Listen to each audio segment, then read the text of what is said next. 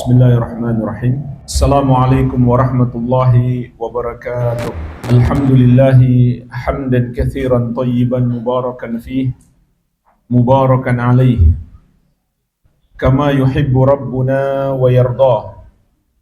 Asyhadu an la ilaha illallah wahdahu la syarika lah, wa asyhadu anna Muhammadan abduhu wa rasuluh. Sallallahu alaihi wa ala alihi wa sahabatihi ajma'in wa man tabi'ahum bi ihsanin ila yaumiddin, amma ba'd. Fa ikhwani wa akhwati fillah, kaum muslimin wal muslimat rahimani wa rahimakumullah. Semoga Allah Azza wa Jalla senantiasa mencurahkan rahmatnya kepada kita sekalian. Kita masih dalam pembicaraan tentang keutamaan tauhid yang sangat agung dan kedudukannya yang sangat tinggi. Di antaranya, tauhid itu adalah jaminan keselamatan dari azab Allah. Dan Allah memastikan orang yang memiliki tauhid, dia akan dianugerahkan nikmat aman, yaitu aman dari azab Allah di dunia maupun di akhirat. Memasuki dalil yang terakhir dari bab yang pertama. Penulis kitab Tauhid, Syekhul Islam Al-Mujahidul Mujaddid Al-Imamul Allamah Al-Syekh Muhammad At-Tamimi rahimahullahu ta'ala menyebutkan, wa an Mu'adz bin Jabal radhiyallahu anhu qala,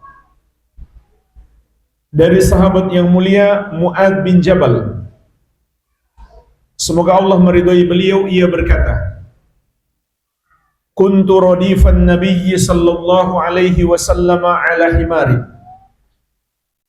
Aku pernah dibonceng oleh Nabi sallallahu alaihi wasallam di atas seekor keledai. Faqala li, lalu beliau bersabda kepadaku, ya Mu'adz, atadri ma haqqullahi 'alal ibadi wa ma haqqul ibadi 'ala Allahi? Tahukah kamu apa hak Allah atas para hamba dan apa hak hamba atas Allah? Qultu Allahu wa rasuluhu a'lam. Aku jawab, Allah dan Rasulnya yang lebih mengetahui. Qala, maka Nabi SAW bersabda, haqqullahi 'alal ibadi ayya'buduhu wa la yusyriku bihi syai'a. Hak Allah atas para hamba, mereka beribadah kepadanya dan tidak mempersekutukannya dengan sesuatu apapun. Wa haqqul ibadi 'ala Allahi alla yu'adziba man la yusyriku bihi syai'a. Sedangkan hak hamba atas Allah adalah Allah tidak akan mengazab orang yang tidak mempersekutukannya dengan sesuatu apapun. Qultu ya Rasulullah, afala ubashshirun nas? Maka aku pun bertanya, wahai Rasulullah, tidakkah aku kabarkan berita gembira ini kepada manusia? Qala, maka Nabi SAW bersabda, la tubashshirhum fayattakilu. Jangan dulu kamu sampaikan, karena mereka akan bergantung. Maksudnya, mereka bergantung dengan hadis ini, asal jangan berbuat syirik, maka pasti masuk surga, sehingga mereka tidak lagi berlomba-lomba untuk memperbanyak amal-amal yang sunnah. Akhrajahu fi as-sahihain, dikeluarkan oleh Al-Bukhari dan Muslim di dalam dua kitab sahih mereka berdua. Inilah jemaah sekalian dalil yang terakhir dari bab yang pertama. Pelajaran terpenting yang bisa kita petik dari hadis yang mulia ini adalah penjelasan tentang apa hak Allah dan apa hak hamba. Maka Rasulullah SAW mengabarkan kepada kita, hak hamba, hak Allah Subhanahu wa Ta'ala terdiri dari dua bagian atas kita. Yang pertama disembah, yang kedua tidak dipersekutukan dengan sesuatu apapun. Maka inilah yang disebut dengan tauhid. Itulah hak Allah atas kita. Kalau disembah saja belum menjadi hak Allah. Sehingga orang yang menyembah Allah tetapi mempersekutukan Allah, maka dia tidak menunaikan hak Allah dan ibadahnya tertolak. Dan ini juga pelajaran penting yang bisa kita petik dari hadis ini. Setelah manusia diperintahkan untuk beribadah kepada Allah, disusul dengan larangan berbuat syirik. Berarti tidak diterima ibadah dari orang musyrik. Sebagaimana Allah Subhanahu wa Ta'ala mengingatkan kepada seluruh nabi dan rasul dalam surat Az-Zumar ayat ke-65. Walaqad uhiya ilaika wa ilal ladzina min qablika la in asyrakta la yahbatanna 'amaluka wa la takunanna minal khasirin. Dan sungguh telah diwahyukan kepadamu wahai Muhammad dan kepada para nabi sebelummu, kalau kamu berbuat syirik, terhapuslah amalanmu dan kamu termasuk orang-orang yang merugi. Makanya jemaah sekalian, kalau kita baca dalam buku-buku fikih, ulama 4 mazhab itu tidak berbeda pendapat tatkala menjelaskan tentang syarat-syarat sholat, puasa, zakat, haji, dan lain-lain. Selalu disebutkan syarat nomor 1 adalah Islam. Sebab ibadah orang musyrik, orang kafir tidak diterima oleh Allah Subhanahu wa Ta'ala. Maka inilah yang disebut dengan tauhid, bukan sekedar menyembah Allah, tapi juga tidak mempersekutukan Allah. Begitu pula bukan sekedar tidak mempersekutukan Allah, tapi juga harus menyembah Allah. Ada orang yang tidak berbuat syirik tapi tidak menyembah Allah. Itulah namanya orang ateis, komunis, kafir. Maka tauhid itu terdiri dari 2 bagian. Menyembah kepada Allah Subhanahu wa Ta'ala yang satu saja dan tidak mempersekutukannya dengan sesuatu apapun. Maka inilah hak Allah Subhanahu wa Ta'ala atas kita. Dengan nas yang tegas dari lisan Rasulullah sallallahu alaihi wa ala alihi wasallam. Haqqullahi 'alal ibadi ay ya'buduhu wa la yusyriku bihi syai'a. Hak Allah atas para hamba, mereka beribadah kepadanya dan tidak mempersekutukannya dengan sesuatu apapun. Oleh karenanya jemaah sekalian, hadis ini juga memberi pelajaran kepada kita. Kalau begitu, tauhid adalah kewajiban kita yang paling besar. Kenapa? Karena itu hak Allah. Hak Allah yang maha agung, yang maha besar. Maka menunaikan haknya adalah kewajiban kita yang paling besar.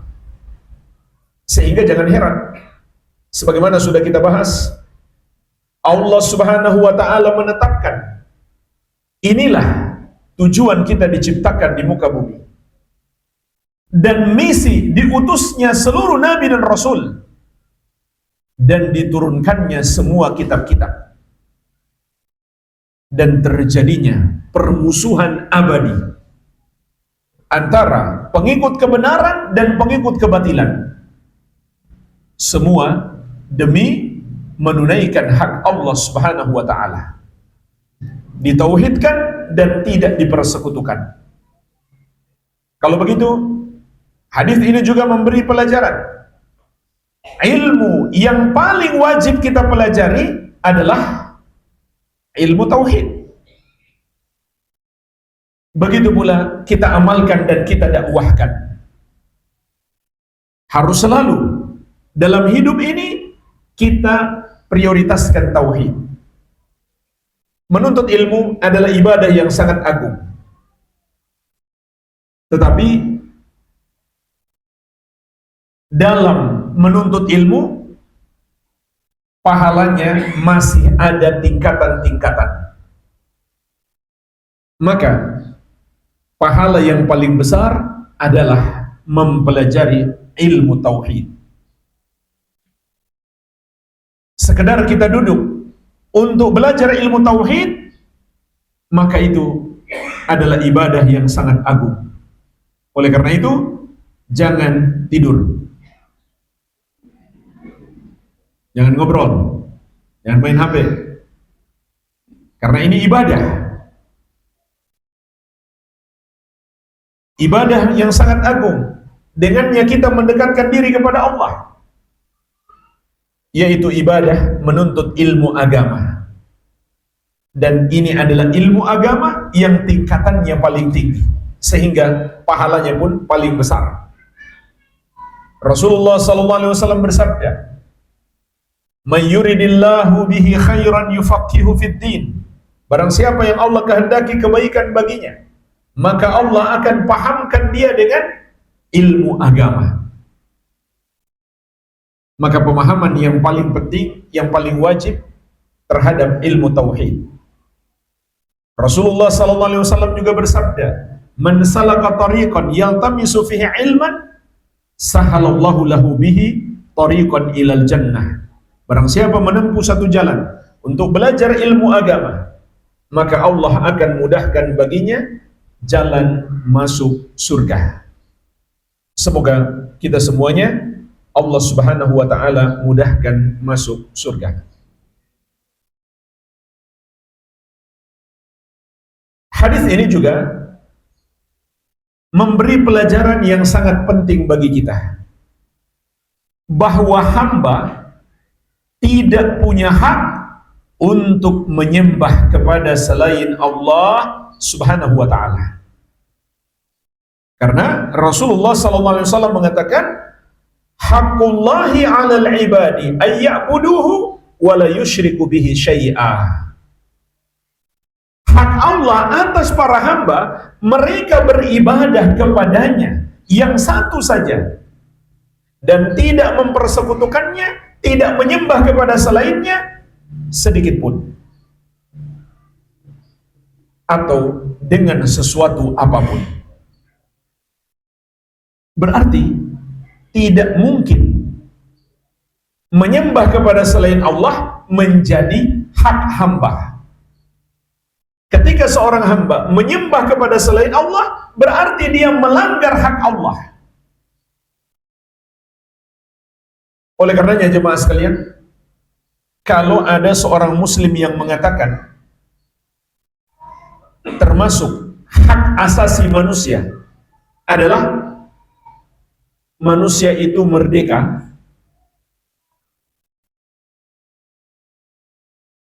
sehingga terserah dia, bahwa dia bebas menyembah kepada siapa saja yang dia kehendaki. Mau menuhankan siapa saja, itu terserah dia. Maka orang yang berkata seperti itu disepakati seluruh ulama Islam, tidak ada perbedaan pendapat, dia murtad, keluar dari Islam. Dia bukan seorang muslim lagi. Kenapa? Karena kalau begitu dia mendustakan hak Allah. Mendustakan hak Allah itu sama saja mendustakan la ilaha illallah.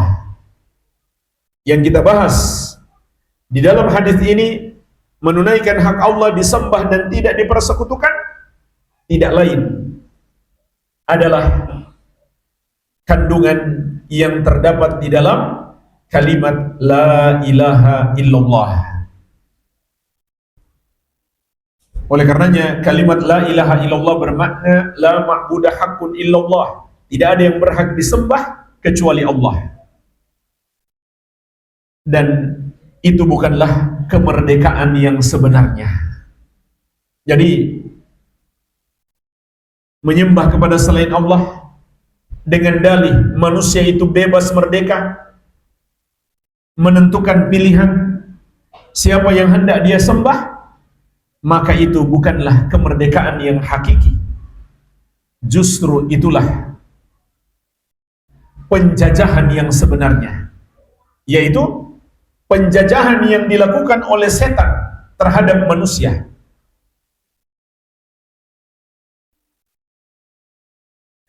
Sehingga mereka menyembah kepada selain Allah Subhanahu wa ta'ala. Tidaklah mereka menyembah kepada selain Allah melainkan karena mereka sedang dijajah oleh setan. Dan ketika mereka menyembah kepada selain Allah, setan benar-benar akan mencengkeram mereka. Begitu pula mereka akan terpenjara oleh hawa nafsu mereka. Sebagaimana di surat Al-Hajj Allah Subhanahu wa taala mengingatkan, "Wa may yusyrik billahi faka'annama kharra minas sama'i fatakhtafuhu tayr aw tahwi bihi ar-rih fi makanin sahiq." Dan barang siapa yang mempersekutukan Allah, maka seakan dia jatuh dari langit, kemudian disambar oleh burung atau diterbangkan oleh angin sampai ke tempat yang sangat jauh. Apa makna ayat ini jamaah sekalian? Ada dua makna. Makna yang pertama, ayat ini adalah kata kiasan yang menggambarkan bagaimana keadaan orang musyrik. Seakan dia jatuh dari langit sampai ke tempat yang sangat jauh. Artinya, dia terhempas dari kemuliaan, ketinggian, dan luasnya rahmat Allah ketika dia mentauhidkan Allah, menuju kepada rendahnya syirik, buruknya syirik, dan jauhnya dia dari rahmat Allah Subhanahu wa ta'ala. Kemudian dia disambar oleh burung. Maka burung ini adalah perumpamaan setan yang menguasainya, mencengkramnya dengan erat, sehingga setan itu yang menyetir dia. Apapun yang diinginkan setan, itu yang dia kerjakan. Atau dia diterbangkan oleh angin sampai ke tempat yang sangat jauh. Maka itu perumpamaan dia benar-benar dibelenggu oleh hawa nafsunya, sehingga dia terbelenggu dan terpenjara. maka dia bukan orang yang merdeka. Makanya jemaah sekalian, kita jangan heran apabila seseorang berbuat syirik, semua dosa yang lain sangat mungkin dia lakukan. Dan hari ini mudah kita buktikan. Seperti perbuatan orang-orang Yahudi hari ini. Orang-orang yang kafir kepada Allah, yang mempersekutukan Allah, yang mengatakan Uzair adalah anak Allah, dan mereka menyembah beliau. Apa yang mereka lakukan nggak masuk akal sama sekali. Membunuh wanita dan anak-anak, membom orang-orang yang tidak berdosa, menghancurkan sekolah-sekolah, rumah-rumah, masjid-masjid, rumah sakit, diprotes oleh seluruh dunia, tapi mereka tidak malu. Sampai pun banyak orang kafir memparodikan betapa buruknya perbuatan mereka, tapi mereka menganggap itu baik karena sudah hilang rasa malu. Jadi ada sebuah parodi. Ada orang yang lagi naik sepeda. Tiba-tiba digambarkan datang orang Yahudi dan mengatakan, kamu nggak boleh naik sepeda itu, karena sudah tertulis di dalam kitab kami, sepeda itu milik kami. Lalu kata orang yang naik sepeda ini, saya orang Jerman. Lari mereka.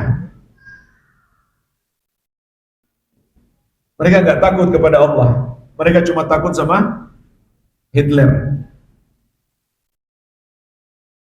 Na'udzubillah. Hilang akal sehat. Begitu pula orang-orang kafir di negeri-negeri mereka. Sering kita dengar belum menikah, laki-laki dan perempuan sudah hidup serumah. Dan itu hal yang biasa di negeri mereka. Anak-anak remaja, anak-anak SMP dan SMA sudah seperti suami istri, berhubungan bebas. Bagi mereka itu biasa. Hilang rasa malu, hilang akal sehat. Jangan tanya narkoba, tidak sopan kepada orang tua, dan lain-lain. Demikianlah, jika seseorang sudah terjerumus dalam kesyirikan, memungkinkan bagi dia melakukan semua perbuatan dosa, karena dia dicengkram oleh setan dan dikuasai oleh hawa nafsunya. Ini makna yang pertama. Makna yang kedua, orang yang mempersekutukan Allah seakan dia jatuh dari langit, ternyata jatuh beneran. Sebagaimana disebutkan dalam hadis yang panjang tentang perjalanan ruh. Maka ruh orang musyrik ini dibawa ke langit oleh para malaikat untuk berjumpa dengan Allah Subhanahu wa taala.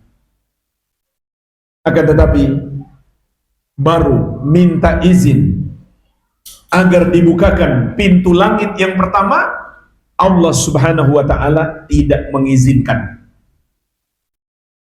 Lalu Nabi sallallahu alaihi wasallam membaca satu ayat di surat Al-A'raf, innal ladzina kadzdzabu biayatina wastakbaru anha la tufattahu lahum abwabus sama wa la yadkhulunal jannata hatta yalijal jamalu fi sammil khiyam. Sesungguhnya orang-orang yang mendustakan ayat-ayat kami dan menyombongkan diri terhadapnya. Contoh jemaah sekalian, mendustakan itu dia tidak mengakui satu ajaran syariat. Apalagi kalau dia tidak mengakui tauhid. Dia tidak mengakui hak Allah Subhanahu wa taala, bahwa hanya Allah yang boleh disembah. Dia mengatakan tidak masalah menyembah kepada selain Allah. Sedangkan yang dimaksud menyombongkan diri, dia akui itu sebagai ajaran Islam, tapi dia tolak. Dia tidak mau tunduk kepadanya. Mungkin dia mengatakan, ajaran Islam yang ini nggak cocok di kampung saya. Kenapa? Nggak sesuai dengan kearifan lokal. Nggak sesuai dengan budaya bangsa. Nggak sesuai dengan tradisi masyarakat turun-temurun. Maka itulah yang dimaksud dengan orang yang menyombongkan diri. Saya ulangi, mendustakan ayat Allah atau mendustakan ajaran Islam, artinya dia tidak mengakuinya sebagai ajaran Islam. Sedangkan menyombongkan diri, dia akui itu ajaran Islam, tapi dia menolaknya. Maka kata Allah Subhanahu wa taala, la tufattahu lahum abwabus sama, tidak akan dibukakan untuk mereka pintu-pintu langit. Wala yadkhulunal jannata hatta yalijal jamalu fi sammil khiyat, dan mereka tidak akan masuk surga sampai onta bisa masuk ke lubang jarum. Artinya mereka pasti kekal di neraka. Lalu setelah itu kemana ruhnya? Kata Nabi SAW, fatutrahu ruhuhu tarhan hatta taqa'a fi jasadihi. Ruhnya dilempar dari langit dengan satu lemparan sampai menyatu kembali dengan jasadnya. Jadi itulah nasibnya ruh orang musyrik. Fatutrahu ruhuhu minas sama'i tarhan, dilempar ruhnya dari langit dengan satu lemparan, hatta taqa'a fi jasadihi, sampai menyatu kembali dengan jasadnya, untuk berhadapan dengan malaikat Munkar dan Nakir dan mendapatkan azab kubur. Jadi jamaah sekalian, sekali lagi, kalau ada orang yang mengatakan manusia itu bebas merdeka atau punya hak asasi untuk menyembah kepada selain Allah, maka ulama Islam tidak berbeda pendapat, dia murtad, keluar dari Islam. Dari seluruh madhab, Hanafi, Maliki, Syafi'i, dan Hambali sepakat itu adalah pembatal keislaman. Jadi hadis ini mengajarkan kepada kita, hamba tidak berhak menyembah kepada selain Allah.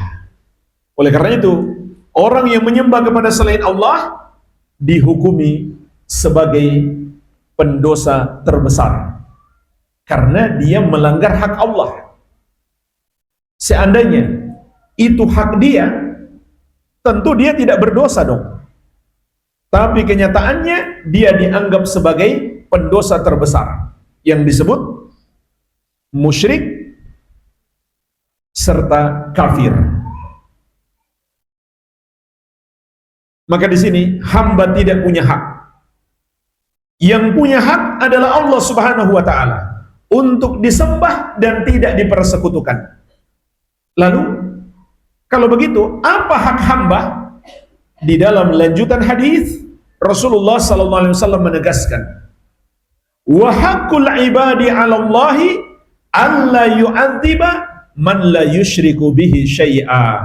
Adapun hak hamba atas Allah adalah Allah tidak akan mengazab orang yang tidak mempersekutukannya dengan sesuatu apapun. Maka hadis ini memberi pelajaran kepada kita bahwa tauhid itu adalah jaminan keselamatan dari azab Allah Subhanahu wa taala. Ini pelajaran penting yang bisa kita petik dari hadis ini juga. Rasulullah sallallahu alaihi wasallam mengabarkan kepada kita dalam hadis yang mulia ini, orang yang menghadap Allah dengan membawa tauhid tanpa membawa dosa syirik sedikit pun, dia dijamin selamat. Sehingga Nabi sallallahu alaihi wasallam sampai sempat khawatir, hadis ini kalau diketahui oleh kaum muslimin, jangan-jangan mereka tidak lagi berlomba-lomba beramal soleh, karena asal tidak berbuat syirik pasti selamat. Sehingga ketika Mu'adz radhiyallahu anhu minta izin untuk menyampaikan berita gembira ini, Nabi sallallahu alaihi wasallam mengatakan, la tubasyirhum fayattakilu, jangan dulu kamu sampaikan karena mereka nanti akan bergantung dengan hadis ini. Yang penting tidak berbuat syirik, sudah pasti selamat, lalu mereka tidak lagi berlomba-lomba untuk beramal soleh. Artinya jemaah sekalian, ini juga pelajaran penting bagi kita. Itu pemahaman yang salah. Kalau seseorang berprinsip, yang penting saya tidak berbuat syirik, lakukan yang wajib-wajib saja, yang sunnah nggak perlu, sudah pasti saya masuk surga, maka itu pemahaman yang salah. Sebab Allah dan Rasulnya memerintahkan kita untuk berlomba-lomba mencapai surga yang paling tinggi. Kenapa dalam urusan dunia kita ingin selalu yang terbaik? Milih-milih pekerjaan, selalu kita ingin pekerjaan yang paling bagus, yang paling gampang dan paling banyak hasilnya. Tapi dalam urusan akhirat kok kita tidak berlomba-lomba? Maka ini tentu pemahaman yang salah. Kalau begitu, lebih salah lagi jika ada orang yang berprinsip yang penting gak berbuat dosa syirik, dosa-dosa lain tidak masalah. Itu lebih parah lagi kesalahannya. Namun jemaah sekalian, di sini muncul pertanyaan. Jadi bagaimana nasibnya kalau seseorang masih melakukan dosa-dosa yang lain seperti makan riba, korupsi, minum khamar, berjudi, tetapi dia tidak berbuat dosa syirik. Namun dia melakukan dosa-dosa besar ini sampai mati dia nggak bertobat. Apakah dia juga dijamin selamat? Dia dijamin tidak? Dia selamat atau tidak?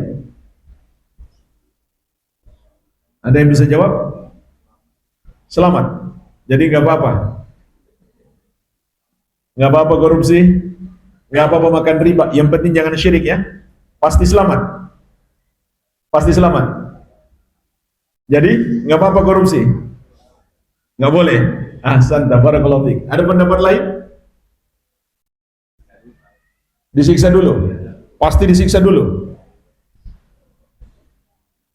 Disiksa dulu kata beliau. Ada yang lain? Apa? Tergantung kehendak Allah. Iya, tapi selamat atau tidak? Apa? Tidak langsung masuk surga, pasti. Baik. Jawabannya, dia pasti selamat. Tidak mungkin tidak. Hadisnya jelas. Syarat untuk selamat cuma satu. Tidak membawa dosa syirik, atau dia menghadap Allah membawa tauhid. Meskipun dia membawa semua dosa, dia pasti selamat. Hanya saja orang yang selamat itu ada dua macam. Ada yang langsung masuk surga, ada yang singgah dulu di neraka. Tapi nggak boleh kita bilang pasti singgah dulu di neraka. Sesuai kehendak Allah. Sudah betul antum jawab tadi. Kenapa masih ragu-ragu? Jadi sesuai kehendak Allah Subhanahu wa ta'ala. Kalau Allah menghendaki diampuni, maka diampuni dan langsung masuk surga. Kalau Allah menghendaki diazab, maka dia diazab, tapi tidak kekal di neraka. Selama apapun dia di neraka, suatu hari dia akan dimasukkan ke dalam surga. Berarti selamat juga kan pada akhirnya. Jadi pasti selamat, tidak mungkin tidak. Hanya saja bisa jadi selamatnya sempurna, bisa jadi selamatnya tidak sempurna. Tidak sempurna artinya singgah dulu di neraka. Yang jelas pasti selamat. Adapun dalil pelaku dosa besar yang tidak bertobat sampai mati, nasibnya sesuai kehendak Allah adalah surat An-Nisa ayat 48 dan 116. Insyaallah ta'ala lebih detail tentang ayat ini kita bahas di bab yang keempat. Allah subhanahu wa ta'ala berfirman, innallaha la yaghfiru ayyushraka bihi wa yaghfiru ma duna dzalika liman yasha. Sesungguhnya Allah tidak akan mengampuni dosa syirik dan akan mengampuni dosa selain itu bagi siapa yang dia kehendaki.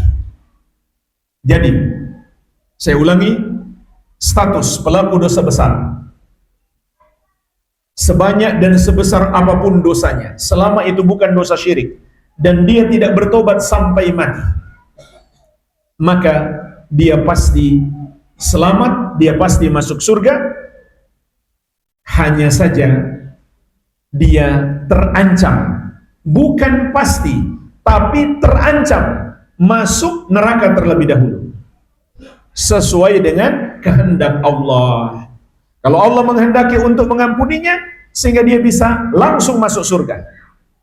Kalau Allah menghendaki untuk mengazabnya, maka azabnya tidak kekal.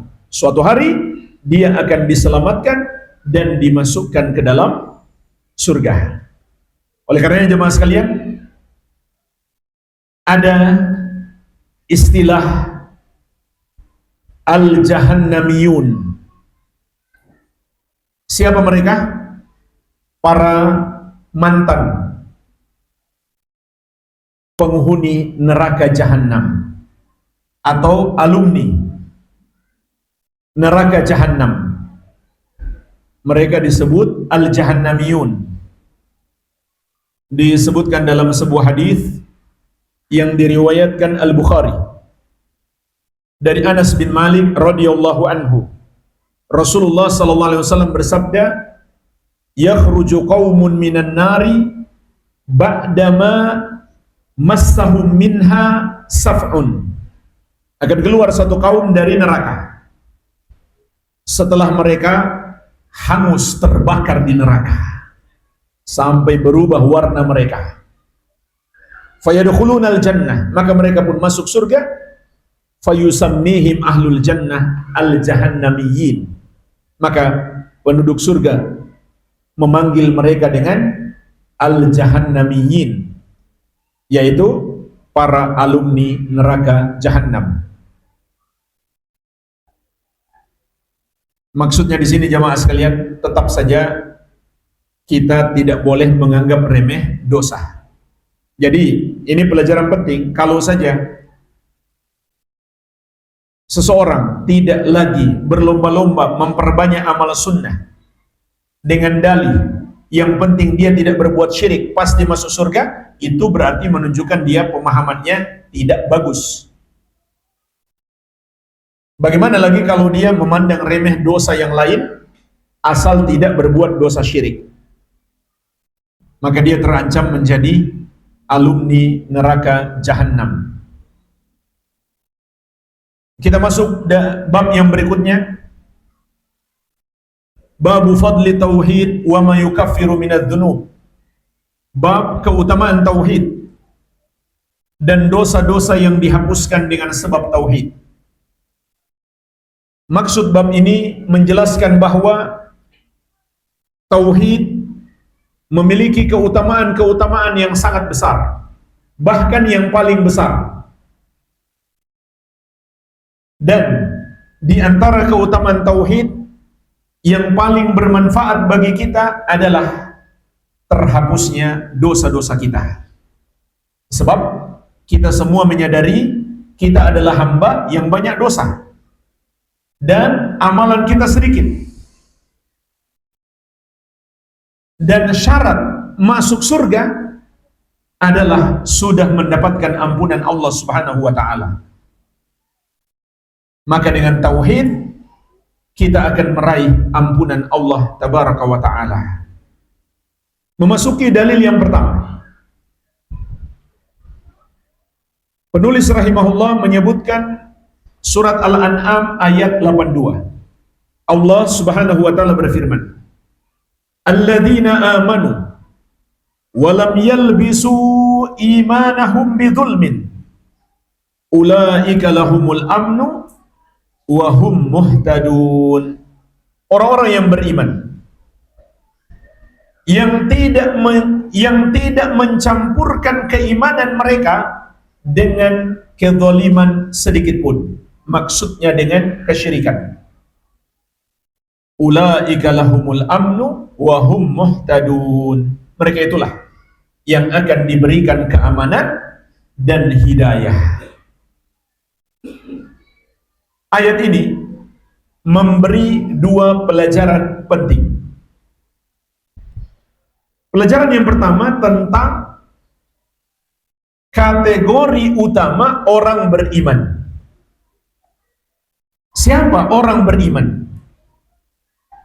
Pelajaran yang kedua tentang anugerah apa yang Allah Subhanahu wa taala akan berikan kepada orang yang beriman.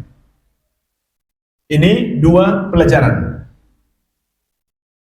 Pelajaran yang pertama, ayat ini menjelaskan kepada kita kategori utama orang yang beriman adalah tidak berbuat dosa syirik.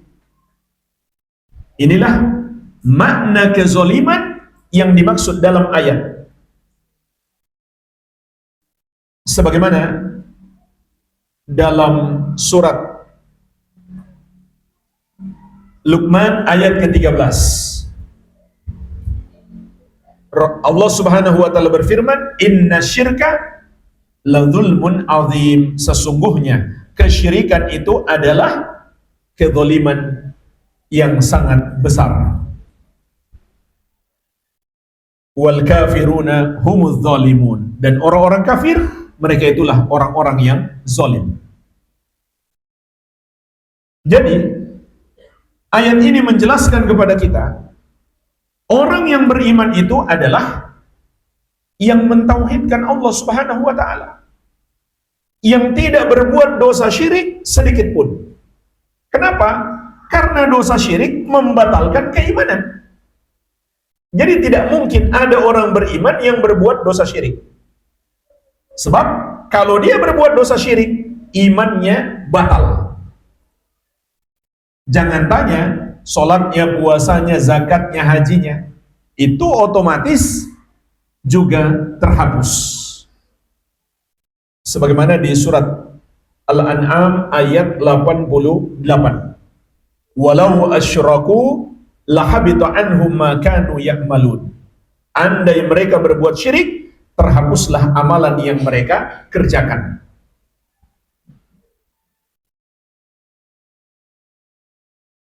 Inilah bahaya dosa syirik, membatalkan keimanan, menyebabkan pelakunya murtad, keluar dari Islam, dan menghancurkan semua amalan-amalannya. Oleh karena itu, ayat ini memberi pelajaran kepada kita, barang siapa menghadap Allah membawa dosa syirik, dia tidak akan mungkin selamat. Ini pelajaran yang pertama. Orang beriman adalah yang tidak berbuat dosa syirik sedikit pun. Karena dosa syirik membatalkan keimanan. Pelajaran yang kedua, apa anugerah yang Allah akan berikan kepada orang yang beriman, yang mentauhidkan Allah, yang tidak berbuat dosa syirik? Dua nikmat terbesar. Tidak ada nikmat yang lebih besar daripada dua nikmat ini yang Allah berikan kepada seorang hamba. Yang pertama adalah nikmat aman. Ulaika lahumul amnu. Mereka itulah yang akan diberikan keamanan. Maksudnya mereka dijamin selamat dari azab Allah. Baik azab di dunia, di alam kubur, di hari kebangkitan, dan yang paling utama, selamat dari azab neraka. Akan tetapi, sama dengan pembahasan sebelumnya, bagaimana kalau dia masih melakukan dosa-dosa yang lain? Apakah juga dia dijamin aman dari azab Allah? Jawabannya, ya, tetap dijamin. Tapi jaminannya tidak sempurna. Sehingga dia terancam singgah dulu di neraka. Akan tetapi, suatu hari, pada akhirnya, dia diberikan keamanan, yaitu dikeluarkan dari azab neraka dan dimasukkan ke dalam surga.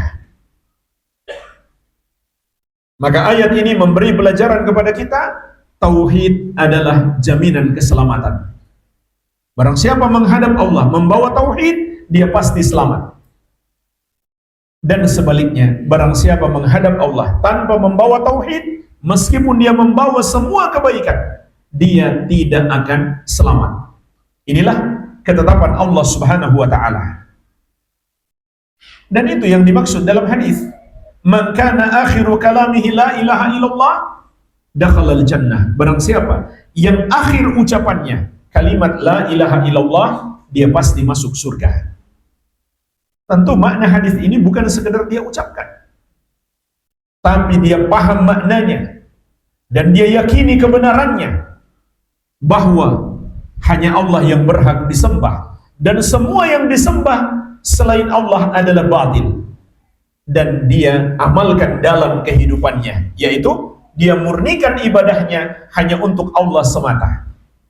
Tidak sedikit pun dia berikan kepada selain Allah. Itulah yang dimaksud dalam makna hadis, barang siapa yang akhir ucapannya la ilaha illallah, dia pasti masuk surga. Nikmat yang kedua yang Allah akan berikan apabila seseorang tidak mencampurkan imannya dengan kesyirikan sedikit pun adalah nikmat hidayah. Wa hum muhtadun, dan mereka itulah yang akan mendapatkan hidayah. Oleh karenanya jemaah sekalian, hadis ini, ayat yang mulia ini memberi pelajaran kepada kita. Tauhid adalah kunci utama meraih hidayah. Tapi bukankah orang yang bertauhid dia sudah dapat hidayah? Tentu dia sudah dapat hidayah. Akan tetapi belum tentu besok. Apakah besok dia masih dapat hidayah? Maka dengan tauhid Allah akan berikan kepadanya besok juga hidayah, sehingga dia istiqamah.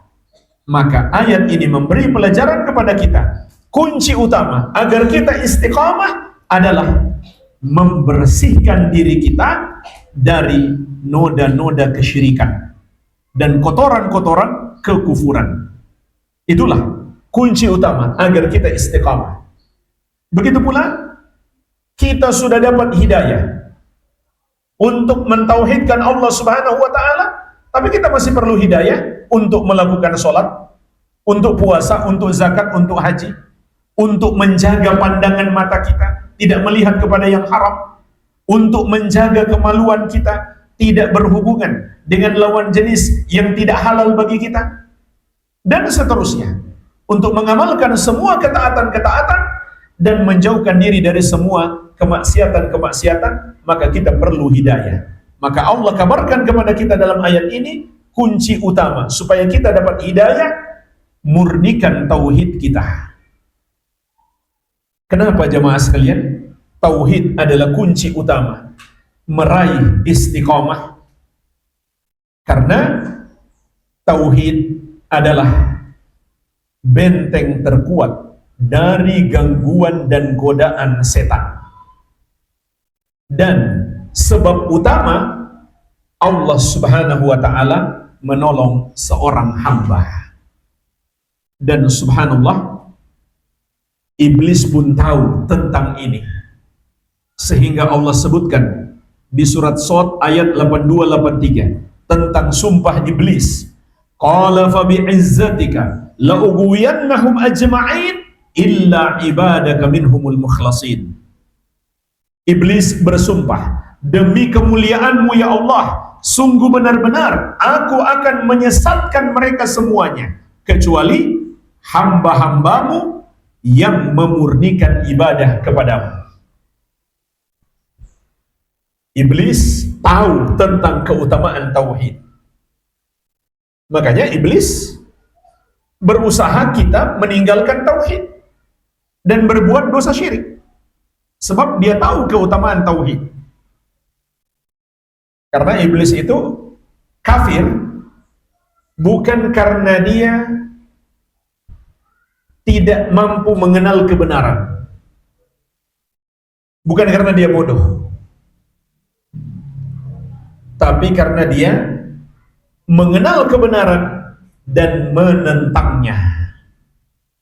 Jadi orang-orang Yahudi itu seperti iblis. Mereka tahu ilmunya tapi mereka menentangnya. Kalau Nasrani kebalikannya. Mereka tersesat karena beramal tanpa ilmu. Itulah yang setiap hari kita berdoa kepada Allah agar dijauhkan dari dua golongan ini. Ghairil maghdubi alaihim waladdallin. Bukan jalannya orang-orang yang engkau murkai, bukan pula jalannya orang-orang yang tersesat. Rasulullah SAW sendiri telah menafsirkan makna ayat ini. Al-maghdub alaihimul yahud waddallin an-nasara. Orang-orang yang Allah murkai adalah Yahudi dan orang-orang yang tersesat adalah Nasrani. Karena Yahudi kalau tahu ilmunya mereka menentangnya.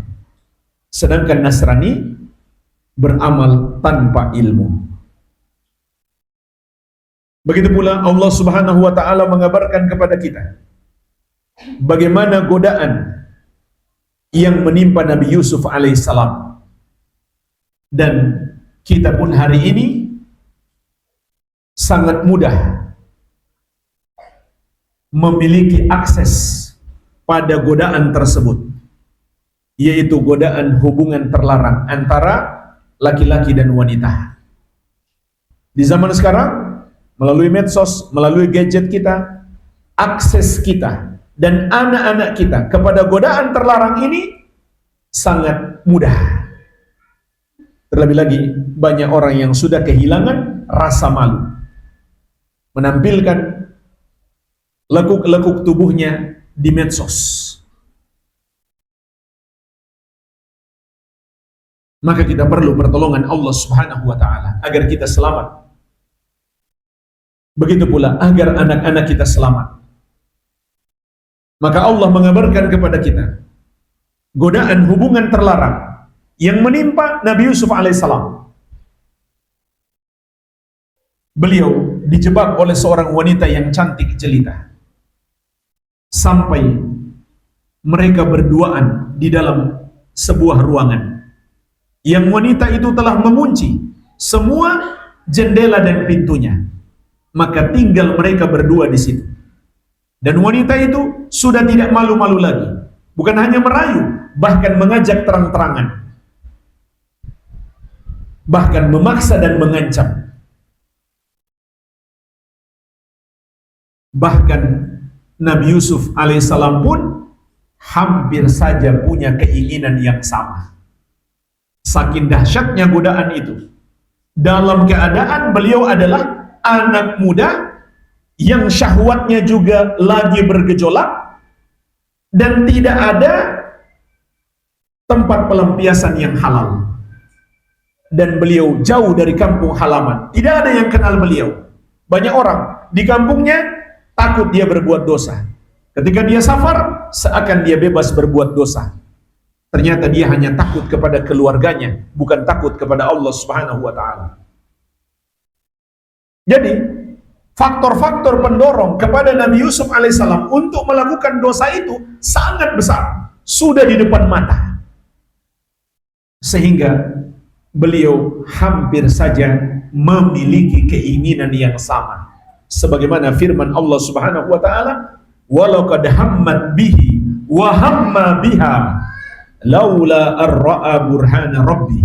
Dan sungguh wanita itu berkeinginan kepada Yusuf, dan Yusuf pun hampir saja memiliki keinginan yang sama kalaulah dia tidak melihat tanda dari Rabb-nya. Maka Allah Subhanahu wa taala pun menyelamatkan Nabi Yusuf alaihissalam. Lalu Allah menjelaskan kepada kita apa faktor keselamatannya. Kadzalika linasrifa anhu su'a wal fahsya'a innahu min ibadinal mukhlasin. Demikianlah kami palingkan Yusuf dari keburukan dan kekejian itu, karena dia termasuk hamba-hamba kami yang memurnikan ibadahnya kepada kami. Inilah jemaah sekalian kunci utama meraih hidayah dan pertolongan Allah Subhanahu wa taala sehingga kita istiqamah. Maka kita pun paham ilmu tauhid adalah ilmu yang paling kita butuhkan dalam hidup ini. Wallahu a'lam. Semoga bermanfaat. Wabillahi at-taufiq. Silakan kalau ada pertanyaan. Pertanyaan berulang ya. Sudah sering ditanyakan. Gak apa-apa. Barakallahu fiik.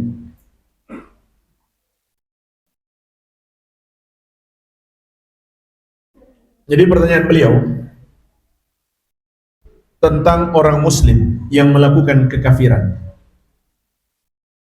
Di antaranya dia mengatakan manusia itu merdeka. Boleh dia menyembah kepada siapa saja yang dia suka. Maka ini disepakati ulama, orangnya murtad, keluar dari Islam. Maka pertanyaannya, jika seorang muslim terjerumus dalam dosa itu, apakah langsung bisa divonis kafir, murtad, keluar dari Islam? Jawabannya tidak. Sampai terpenuhi syarat-syarat pengkafiran dan hilangnya penghalang. Sampai terpenuhi syarat-syarat pengkafiran dan hilangnya penghalang. Jadi para ulama ahli sunnah itu membedakan antara takfir mutlak dan takfir muayyan. Pengkafiran terhadap perbuatan dan pengkafiran terhadap pelaku. Kalau terhadap perbuatan, cukup ada dalil yang menunjukkan bahwa itu adalah kufur. Dan kalimat barang siapa tidak mengkafirkan orang muslim maka dia kafir, itu kalimat mutlak, umum. Maka itu disebut takfir mutlak, takfir terhadap perbuatan. Sedangkan takfir muayyan berarti menunjuk individu, person tertentu. Maka Imam Ibnu Utsaimin rahimahullah menjelaskan ada 4 syarat yang harus terpenuhi dan 4 penghalang yang harus hilang, barulah dia dikafirkan. Ini beliau jelaskan dalam banyak kitab beliau, di antaranya di kitab Syarah Al-Usulus Sittah.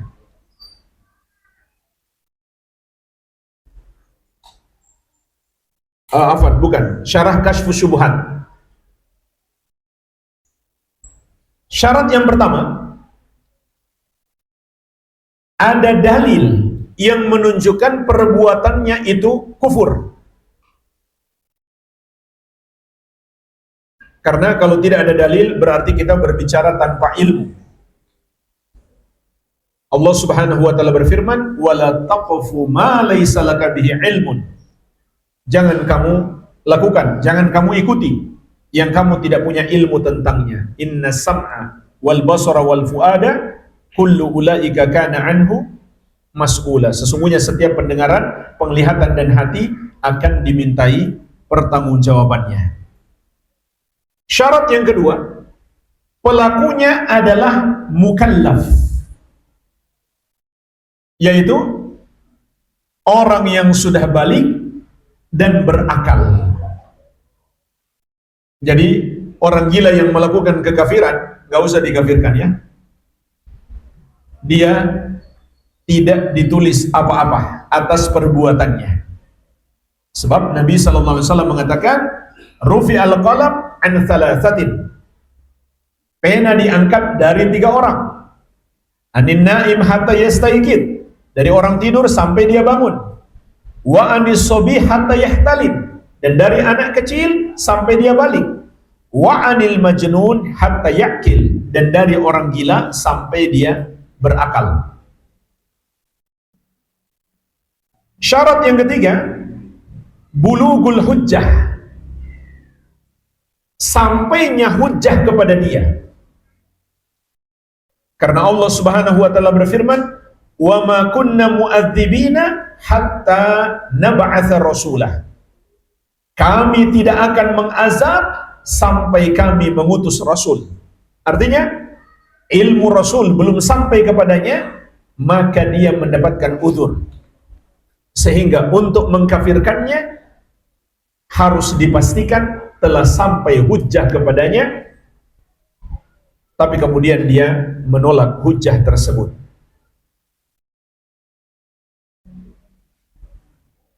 Syarat yang ketiga, syarat yang keempat, hilangnya penghalang. Apa saja penghalangnya? Juga ada 4. Yang pertama adalah al-jahlu, kebodohan. Dalilnya sama tadi. Wa ma kunna mu'adzibina hatta nab'atsa rasulah. Kami tidak mengazab sampai kami mengutus rasul. Kata Imam Ibnu Utsaimin rahimahullah, di dalam hadis ini, di dalam ayat yang mulia ini terkandung pelajaran. Ini surat Al-Isra ayat ke-15. Terkandung pelajaran bahwa kebodohan adalah uzur. Dan juga hadis tentang orang yang diceritakan Nabi SAW dari kalangan umat terdahulu.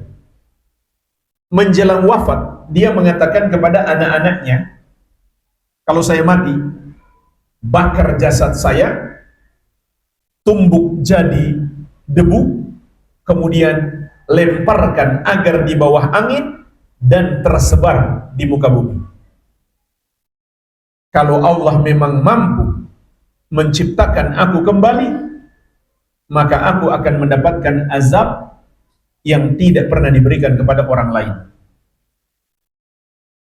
Ketika dia mati, anak-anaknya melakukan wasiatnya. Dia dibakar, ditumbuk jadi debu, dilempar terbawa angin, dan berserakan di bumi.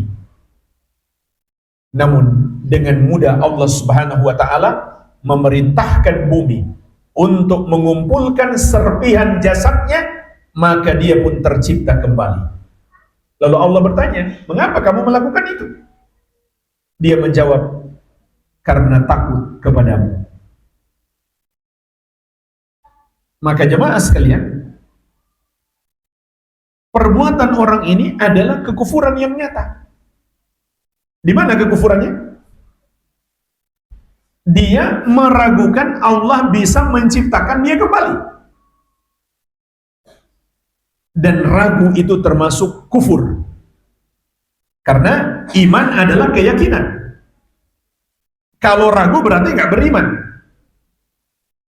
Meskipun dia lebih mending dibanding menentang, mendustakan. Tapi tetap sama saja kufur. Tapi terhadap orang ini Allah Subhanahu wa taala mengampuninya. Allah ampuni. Kenapa? Karena kebodohannya, ketidaktahuannya. Oleh karenanya jemaah sekalian, saya mendengar langsung dari Syekh Al-Allamah Profesor Dr. Muhammad Bazmul penanggung jawab fatwa untuk kerajaan Arab Saudi di kota Makkah. Beliaulah yang berhak memberi fatwa di kota Makkah saat ini. Dan beliau adalah guru besar di Universitas Ummul Qura. Yang kedua, juga saya mendengar langsung dari Asy-Syaikh Al-Allamah Profesor Dr. Sulaiman Ar-Ruhaili, hafizahullah ta'ala, guru besar di Universitas Islam Madinah, pengajar di Masjid Nabawi, bahwa ulama ahli sunnah sepakat, tidak berbeda pendapat akan adanya al-udhru bil jahal. Itu ijma' ulama, bukan permasalahan perbedaan pendapat, bukan khilaf, tapi ijma' ulama.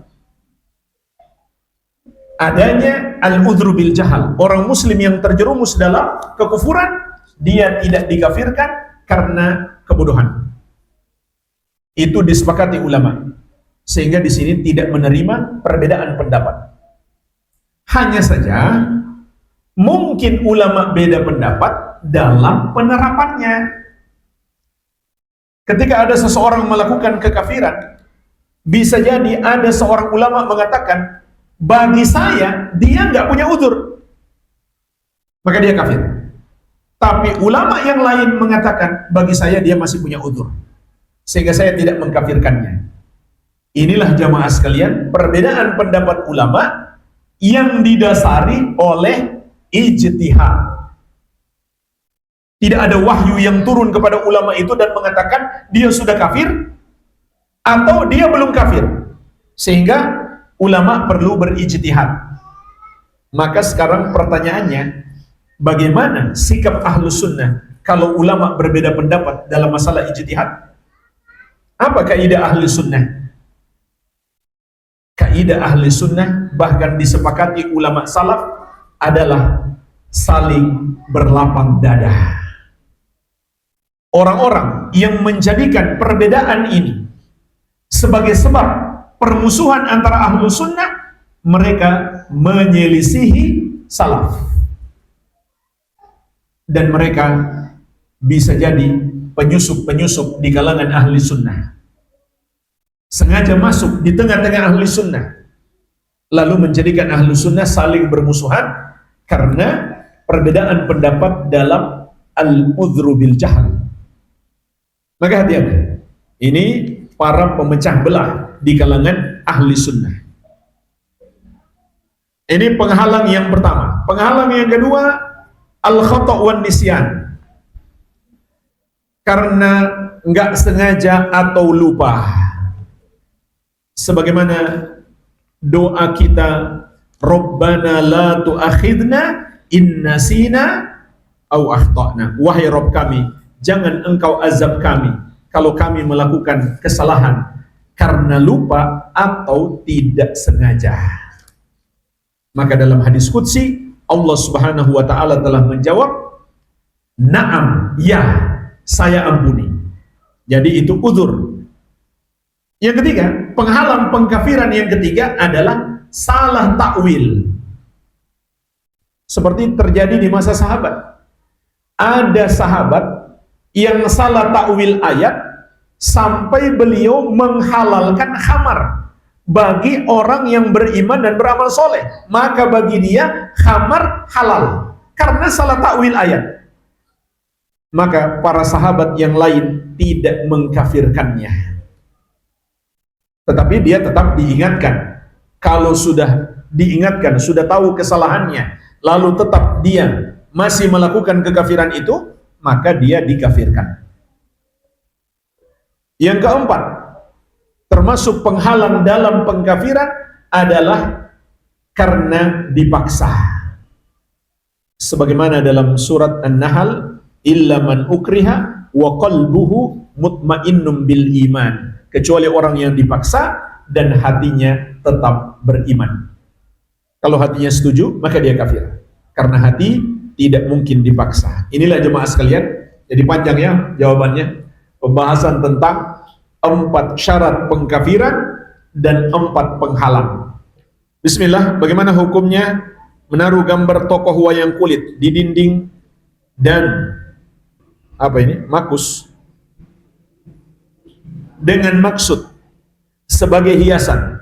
Apakah ini termasuk gambar makhluk bernyawa? Ya, itu termasuk gambar makhluk bernyawa. Menyerupai manusia. Ada kepalanya, ada tangannya, ada kakinya. Dan bahkan cukup ada kepalanya, itu sudah dihukumi sebagai gambar makhluk bernyawa. Jadi, kategori gambar makhluk bernyawa itu ada dua. Yang pertama, itu makhluk yang bernyawa, yaitu manusia dan hewan. Ataupun yang menyerupai manusia dan hewan. Yang kedua, ada kepalanya. Sebagaimana sabda Nabi SAW, as-suratu ra'su. Hakikat gambar adalah kepalanya. Jadi kalau kita copot bagian kepalanya, itu bukan lagi gambar makhluk bernyawa. Copot saja kepalanya, biar dia tanpa kepala. Kalau ini dijadikan sebagai hiasan di rumah, maka ini terlarang dan malaikat tidak akan masuk rumah tersebut. Rasulullah SAW bersabda, innal malaikata la tadkhulu baitan fihi kalbun wala surah. Sesungguhnya malaikat tidak akan masuk rumah yang di dalamnya ada anjing dan ada gambar makhluk bernyawa. Tapi kata para ulama, maksud hadis ini adalah malaikat rahmat. Allah tugaskan mereka menebarkan rahmat.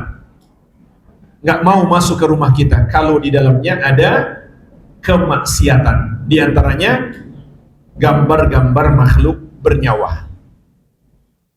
Malaikat maut sepertinya tetap masuk kalau sudah waktunya. Dan juga yang membuat ini dan yang memilikinya dosanya sangat besar. Rasulullah SAW bersabda, inna ashaba hadhihi suwar yu'adzabuna yawmal qiyamah wa yuqalu lahum ahyu ma khalaqtum. Sesungguhnya orang-orang yang membuat gambar-gambar makhluk bernyawa ini akan diazab di hari kiamat dan dikatakan kepada mereka, hidupkan yang sudah kalian ciptakan. Juga sabda Nabi SAW, inna asyaddan nasi azaban indallahi yawmal qiyamah al-musawwirun. Sesungguhnya di antara yang paling keras azabnya di hari kiamat adalah yang membuat gambar-gambar makhluk bernyawa. Pertanyaan yang berikutnya, memiliki atau menyimpan benda kuno berupa keris atau lainnya, tetapi benda-benda tersebut hanya dianggap sebagai benda bersejarah dan tidak memiliki kekuatan atau manfaat tertentu. Pertanyaannya, bagaimana hukumnya dan bagaimana sebaiknya sikap kita atas benda-benda tersebut? Kalau kita anggap itu cuma benda biasa, maka hukum asalnya mubah. Tapi kalau dikhawatirkan mungkin ke depannya, terlebih setelah kita meninggal dunia, lalu anak-anak kita menganggap ini benda sakti, maka kita tutup pintu itu. Jangan simpan benda-benda itu. Kalau dikhawatirkan bisa jadi ada keluarga kita atau anak-anak kita di masa yang akan datang sepeninggal kita nanti menganggap itu sebagai benda sakti. Oleh karenanya, supaya tidak dianggap sebagai benda sakti, sebaiknya jangan disimpan secara spesial atau gunakan saja untuk potong bawang sama tomat. Anggap saja seperti benda tajam yang lain. Jangan seakan-akan dia memiliki nilai lebih sehingga perlu perlakuan khusus. Maka ini disebut gulu berlebihan. Dan itu adalah pintu kesyirikan. Dan kalau sampai dianggap itu memiliki kesaktian atau disebut benda bertuah, benda pusaka, maka itu adalah syirik dan khurafat. Tapi bagaimana kalau terbukti kerisnya bisa berdiri sendiri loh? Kata orang ya, ada kerisnya bisa berdiri sendiri, bahkan bisa terbang. Maka itu hanyalah permainan setan untuk menyesatkan kita. Jadi hukum asalnya mubah, tapi sebaiknya kita hindari karena dikhawatirkan menjerumuskan orang lain dalam kesyirikan. Kita surat Quran surat An-Nahl ayat ke-36 bahwa tujuan diutus Nabi dan Rasul alaihimussalam untuk menyeru bertauhid dan untuk menjauhi tagut. Mohon dijelaskan makna tagut dan contoh nyata. Imam Ibnu Qayyim rahimahullah mengatakan tagut itu adalah ma tajawaza bihil haddu ma tajawaza bihil abdu haddahu min ma'budin au matbu'in au muta'in. Hamba yang diperlakukan melampaui batas. Apakah dengan cara disembah, diikuti, atau ditaati? Contoh yang disembah seperti patung-patung, berhala-berhala yang disembah selain Allah Subhanahu wa taala. Contoh yang diikuti para dukun dan ulama usuk, ulama yang mengajarkan kekufuran dan kesyirikan. Maka mereka adalah tagut. Contoh yang ditaati, penguasa atau pemerintah yang ditaati dalam menghalalkan yang haram atau mengharamkan yang halal. Maka itu adalah tagut. Dan itu termasuk syirik. Insyaallah ta'ala kita akan bahas ada di bab yang ke-6 tentang syirik, menghalalkan yang haram dan mengharamkan yang halal. Apakah seorang anak yang memutuskan tali silaturahmi kepada ibunya dan anggota keluarga yang lain termasuk orang yang mendustakan agama? Apakah perilaku tersebut termasuk perbuatan yang menyebabkan keluar dari Islam? Jawabannya pada dasarnya tidak. Itu dosa besar? Ya. Tapi bukan dosa pembatal keislaman. Kecuali dia menghalalkan perbuatan yang haram tersebut. Insyaallah ta'ala di bab ke-6 kita bahas lebih detail. Karena yang berhak menghalalkan dan mengharamkan hanya Allah Subhanahu wa ta'ala. Dan tidak diragukan lagi itu adalah dosa yang sangat besar. Tetapi tidak sampai tingkat kekufuran maupun kesyirikan. Bismillah, bagaimana cara terbaik mengajak keluarga agar mau mengikuti manhaj yang mulia ini? Mohon diberikan saran terbaik Ustaz. Karena saya ingin orang tua saya juga berhenti dari mengerjakan hal-hal yang tidak ada dan tidak sesuai dengan tuntunan Rasulullah sallallahu alaihi wa ala alihi wasallam. Cara yang terbaik untuk mengajak keluarga kita mengikuti jalan kebenaran, yang pertama adalah sampaikan dalilnya. Masalahnya dalilnya belum hafal. Gimana caranya mau nyampaikan? Caranya menyontek.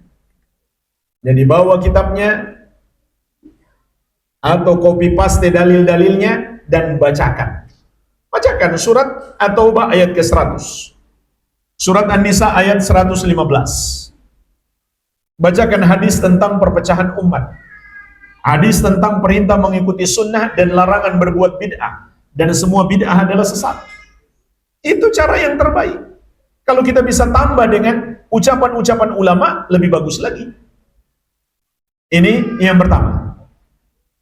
Yang kedua, ajak ke majelis ilmu. Atau bikin majelis ilmu di rumah kita. Kajian keluarga misalkan. Mungkin ustadznya bisa diundang. Lalu apa saja yang mau kita tanyakan, mau dinasihati kepada orang tua kita, tanyakan di majelis ilmu. Biar ustadznya yang repot menasihati orang tua kita. Kemudian sangat dianjurkan melakukan takliful qulub, melunakkan hati. Caranya gimana? Berbuat baik, berakhlak mulia, dan berikan hadiah-hadiah. Contoh, sebelum ke majelis ilmu, ajak dulu ke toko HP. Biar cuma lihat-lihat ya. Belikan HP. Senangkan dulu hatinya. Kalau nggak bisa belikan HP, ajak saja ke warung bakso. Kemudian siapkan amplop. Habis kajian, kasih amplop. Itu insya Allah setiap pekan datang kajian. Siapkan amplop setiap pekan. Dan itu amal soleh. Apalagi kepada orang tua kita. Pahalanya sangat besar. Meskipun tanpa kita ajak orang tua ikut kajian, kita kasih amplop, kita kasih hadiah-hadiah, kita dapat pahala besar. Wabil walidaini ihsana. Bukankah sudah kita bahas? Hendaklah kamu berbuat baik kepada kedua orang tuamu. Khairukum li ahli wa ana khairukum li ahli. Kata Nabi SAW, sebaik-baik kalian adalah yang paling baik terhadap keluarganya, dan aku yang paling baik terhadap keluargaku. Dan hindari perdebatan, perselisihan, hindari. Kalau mereka butuh bantuan, usahakan kita yang terdepan. Dan sabar menghadapi kalau mereka menentang dakwah kita. Bagaimana para ahlul bid'ah yang meminta barakah kepada kuburan orang yang dianggap soleh? Apakah termasuk syirik? Ya, termasuk syirik. Insya Allah kita bahas lebih detail di bab yang ke-9. Syirik tabarruk, mencari berkah dari sesuatu yang Allah tidak tetapkan padanya keberkahan. Tidak ada dalil kuburan orang soleh mengandung berkah, maka itu syirik.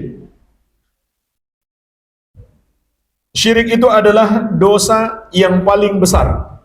Lalu bagaimana orang yang masih percaya dengan tatayur dan tidak bertobat dengan dosa itu? Apakah bisa masuk surga? Karena tatayur itu adalah pintu menuju kesyirikan. Tatayur itu, takut sial, adalah syirik. Bukan pintu syirik lagi, itu syirik. Tapi dia bisa jadi syirik besar, bisa jadi syirik kecil. Kalau seseorang percaya angka 4 dan angka 13 adalah angka sial, dan dia berpengaruh dengan sendirinya, bukan Allah yang menakdirkan kesialan, maka syirik besar. Kalau dia yakin itu hanya sebab dan Allah yang menakdirkan kesialan, maka syirik kecil. Insya Allah kita bahas lebih detail di bab yang ke-28. 3 tahun lagi kali. Ini baru bab 2 ya. Baca ya, bab ke-28, bab tentang tatayur. Jadi itu bukan pintu syirik lagi, itu sudah syirik. Anak yang suka menggambar anime Jepang kayak buat hobi saja, hukumnya bagaimana? Jawabannya termasuk perbuatan yang haram, karena itu adalah gambar makhluk bernyawa kalau ada kepalanya. Menggambar kartun itu adalah gambar makhluk bernyawa kalau ada kepalanya. Tetapi jemaah sekalian, kalau anaknya belum balik misalkan, bermain boneka itu hukumnya boleh, termasuk kartun. Karena Rasulullah SAW membiarkan Aisyah radhiyallahu anha ketika masih kecil, ketika belum balik, bermain boneka. Itu pun sebagian ulama memandang boneka milik Aisyah itu pasti tidak benar-benar mirip makhluk bernyawa, karena nggak mungkin sama seperti boneka di zaman sekarang. Tapi intinya secara umum boleh sebagai permainan anak. Sehingga para ulama mengatakan kalau itu untuk perhiasan anak, seperti di baju anak, maka itu tidak boleh. Kalau untuk permainannya boleh. Sehingga kalau anak main game misalkan, itu kan gambar makhluk bernyawa juga. Kalau dia masih kecil belum balik, maka boleh. Kalau dia sudah balik, tidak boleh. Jadi ini bukan seni yang dibolehkan dalam syariat. Dan Ibnu Abbas radhiyallahu anhu mengatakan, kalau kamu harus menggambar, gambarlah yang tidak bernyawa. Contoh, pemandangan berupa pepohonan, pegunungan, matahari, bulan dan bintang, itu adalah makhluk-makhluk yang tidak bernyawa. Kalau makhluk bernyawa, tidak boleh ada bagian kepalanya. Pertanyaannya, jika menggambar tidak utuh, ada kepala tapi tidak ada mata. Di sini ada perbedaan pendapat ulama. Imam Ibnu Utsaimin rahimahullah mengatakan tidak mengapa kalau memang tidak ada hidung, tidak ada matanya. Tapi Imam Ibnu Baz rahimahullah mengatakan belum cukup. Sebab Nabi SAW mengatakan as-suratul ra'su, gambar itu adalah kepalanya. Berarti semua bagian kepala harus dihilangkan. Pendapat yang lebih hati-hati adalah pendapat yang kedua. Sehingga emotikon itu sepatutnya dihindari kalau dalam bentuk kepala.